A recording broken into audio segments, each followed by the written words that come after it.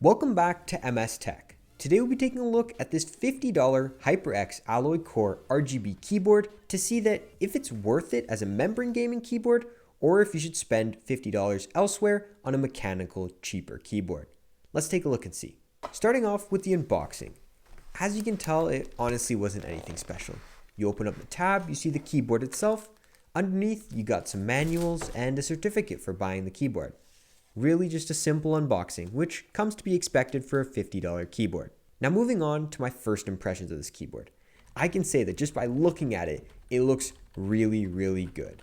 And overall, the material feels really well as well. The quality was a little bit on the cheaper side, and the plastic did seem a bit plasticky, if that makes any sense. But the build quality and the flex, there wasn't much, which I was impressed for. Another first impressions that I had when it came to this keyboard is that the typing experience. Now, this is where it does have a little bit of drawbacks, and that's with the super duper mushy keyboards. Now, I know membrane keyboards in general usually are pretty mushy, but for some reason, this keyboard in particular was very mushy. Now, I don't know exactly how to explain it to you guys, so here's a quick sound test. Enjoy.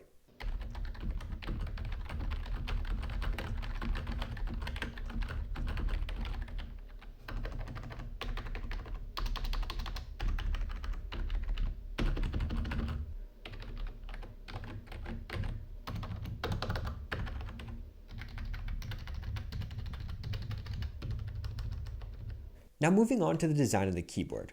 Honestly, it's very well made. On the top right hand corner, you have your media control keys, which is pretty nice to see considering even some more expensive keyboards nowadays don't have that. On the right hand side, you also have 3 buttons. You've got your brightness control, which controls the brightness of the RGBs. You've got a cycle choice, which you can control the effects of the keyboard, which is, I guess, a bit of a downside that you only have a few preset options, but it's better to have than to not have any RGBs or to have just one solid color.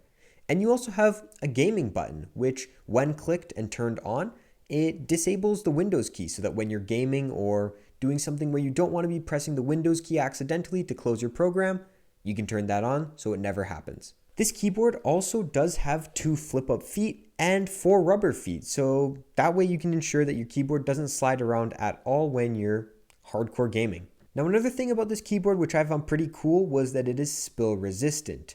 And there's a few holes on the backside so that if you ever were to spill any water on it, it'll just slowly flush down. Another thing that really impressed me about this keyboard was its brightness. And honestly, I wasn't expecting this at all. Comparing it to keyboards like the Logitech G213, this brightness is I'd say 3 times brighter than what the Logitech one is. And right now I'm in a really well lit studio area, and as you can see, the RGBs, they shine pretty bright, which is honestly very impressive for a $50 keyboard. Now, my experiences using this keyboard have been interesting so far.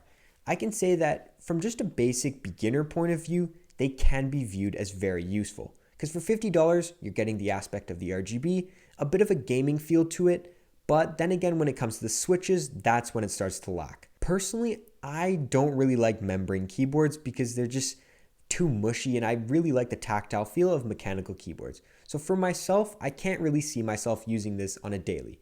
But if you're a beginner who just wants to get into PC gaming or gaming peripherals in general, I can say that for $50, this is a really good stepping stone to get yourself introduced into the industry. Thanks for watching. If you stuck around till the end, a like and subscribe is greatly appreciated. Not only helps us out, but helps the YouTube algorithm out as well. And it only takes a couple seconds of your time. So if you could do that, thank you. If you also liked what you saw, there's a link to my channel in the description below, Tech Barn. All support there is appreciated. This has been MS Tech, and as always, stay classy.